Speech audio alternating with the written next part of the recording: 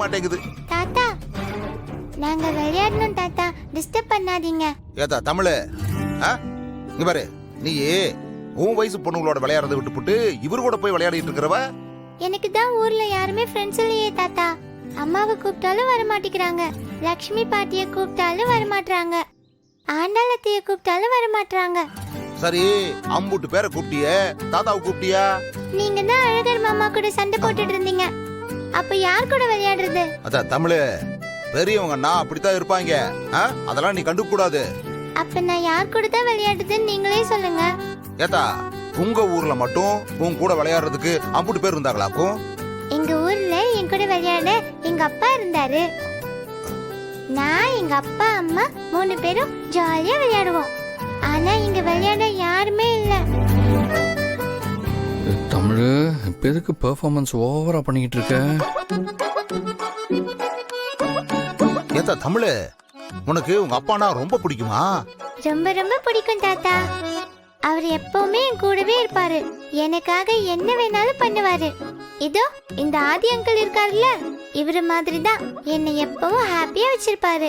சரி, அப்போ உங்க அப்பா கிட்ட கூட்டிட்டு போக சொல்லி உங்க அம்மா கிட்ட சொல்ல வேண்டியதானே? எங்க அம்மாக்கு தான் எங்க அப்பாவை பிடிக்கலையே, எப்படி கேட்க முடியும்? அதுவும் சரிதான் தா. என்னாலேயே உங்க அம்மா கிட்ட உங்க அப்பாவை பத்தி பேச முடியல. ஆனா வேற ஏதாவது பேசினா ரொம்ப சந்தோஷமா பேசிட்டு இருக்கா. எது கேட்டாலும் ரொம்ப பொறுமையா பதில் சொல்றா. ஆனா உங்க அப்பாவை பத்தி பேசினா மட்டும் ஒண்ணு கத்தரா, இல்லனா அழுவுறா. எனக்கு பழகி போச்சு தாத்தா. தாத்தா நீங்களும் விளையாட வரீங்களா? இல்லத்தா, தாத்தா அந்த வயசெல்லாம் தாண்டிட்டமா. தாத்தா உடம்பு வேற முடியலையா? நீங்க விளையாடுங்க. சரிப்பா, நீங்க 2 பேரும் ஜாக்கிரதையா விளையாடுங்க. நான் கொஞ்சம் பஞ்சாயத்து ஆபீஸ் வரைக்கும் போயிட்டு வந்துடுறேன். சரி.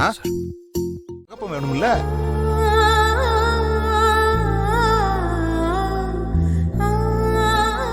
இந்தாரு, இந்த குழந்தை எப்ப பார்த்தாலும் எதிர் வீட்லயே தான் போய் உட்கார்ந்துகிட்டு இருக்கு. இந்த ஆதி பைய கூட அப்படி ஒட்டிக்கிட்டு இருக்குதுதா. அதுக்கு என்ன காரணம்னா இவளுக்கு அப்பா இல்லையேங்கிற ஏக்கம்.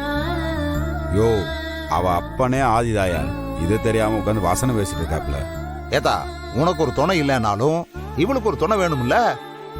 நாளைக்கு ஏதோ ஒரு நல்லது கெட்டது நடக்குதுன்னு வெயி, அப்ப கூட எம்புட்டு பேர் இருந்தாலும் அப்பன்னு ஒருத்தன் கூட இருக்கிற மாதிரி வருமா? நீங்க சொல்றதெல்லாம் சரிதான்ப்பா. ஆனா எனக்கும் சரி, என் பொண்ணுக்கும் சரி, அப்படி ஒரு உறவு வேணான்னு முடிவு பண்ணிதான் இங்க வந்து உட்கார்ந்துருக்கோம். நாங்க ஏற்கனவே நிறைய காயப்பட்டிருக்கோம்ப்பா. ஏத்தா பாரதி, இங்காரு, உன் வாழ்க்கையில என்ன நடந்ததுன்னு எனக்கு ஒன்னும் தெரியாது. ஆனா நீயும் ஆண்டாளும் பேசுனதை வச்சு உன் கடந்த காலம் ஒரு கசப்பா இருக்கும்னு என்னால புரிஞ்சுக்க முடிஞ்சது. ஆனா அது கசப்புன்னு தெரிஞ்சதுக்கு அப்புறமும் அதையே நினைச்சிட்டு இருக்கிறதுல என்னத்தான் பிரயோஜனம்? ரொம்ப நாளா என் மனசுக்குள்ள உறுத்திட்டு இருந்த விஷயம் தான் இது. இன்னைக்கு அதுக்கு ஒரு முடிவு பண்ணிட்டு தான் உன்னை கூப்பிட்டு பேசிட்டு இருக்க. அத பாரதி, இங்காரு, நீ இன்னொரு கல்யாணம் பண்ணி தான் ஆகணும்.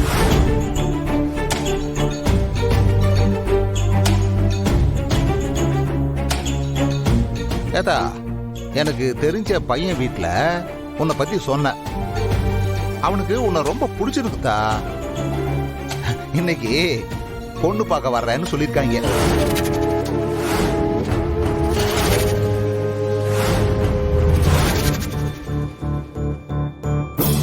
மாமா, செம்ம மேட்டர் இப்படி அசால்ட்டா சொல்லிட்ட. சூப்பர்யா. இப்போ பாரதி மனசுல என்ன இருக்குன்னு அவங்களாவே சொல்ல போறாங்க.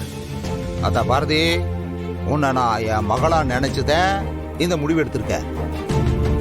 நீ என்ன நீ உன் அப்பனா நினைச்சா வரப்போற மாப்பிள்ளையே நீ பாரு. உனக்கு பிடிச்சிருந்தா கல்யாணம் பண்ணி வைக்கிறோம், இல்லையா அடுத்தது வேற ஒரு மாப்பிள்ளையை பார்த்து போடுவோம். ஆனா நீ இப்படி இருக்கிறது அப்பனா எனக்கு பிடிக்கலத்தா. மனசுக்கு கஷ்டமா இருக்கு.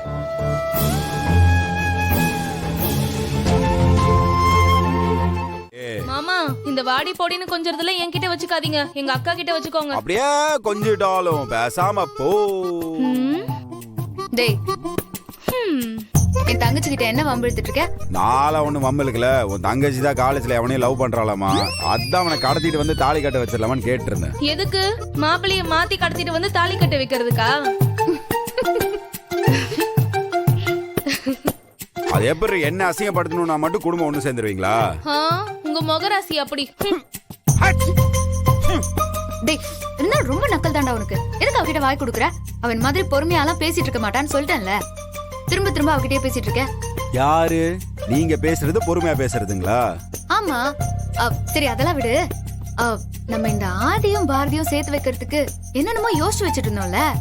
ஆனா எங்க அப்பாவை பாத்தியா, சூப்பரா ஒரு விஷயத்த பண்ணி இன்னைக்கு பாரதி வாயில இருந்தே உண்மையை வர வைக்க போறாரு. அது எப்படி பாரதி வாயில இருந்து உண்மை வரும்? டேய், பாரதி புருஷன் யாரு? ஆதி தானே? ஆமா. அவ இருக்கும்போது பாரதி எப்படி இன்னொருத்தனை கல்யாணம் பண்ணிக்க சம்மதிப்பா? எப்படியும் எங்க அப்பா ஒரு மாப்பிளைய கூட்டிட்டு வருவாரு. அப்போ அவ எனக்கு மாப்பிளைய பிடிக்கலன்னு தானே சொல்லுவா. எங்க அப்பா எதுக்கு ஏதுன்னுலாம் கேட்பாரு. அப்போ அவளே என் புருஷன் வேற யாரும் இல்ல ஆதிதான் கை காட்டிட்டு போயிடுவா. பரவாயில்லையடி, கொப்ப சொட்டதலை எனக்கு அந்த சொட்டதலுக்குள்ள கொஞ்சம் கொஞ்சம் மூளை இருக்குன்னு அடிக்கடி நிரூபிக்கிறாரு. யார பார்த்து சொட்டதலன்ற?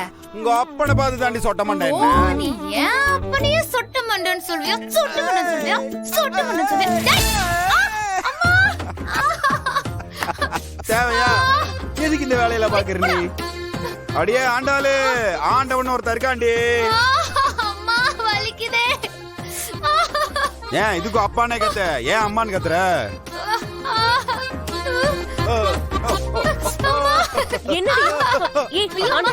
என்னடி என்னாச்சு? கை சுளுக்கிடுச்சுமா.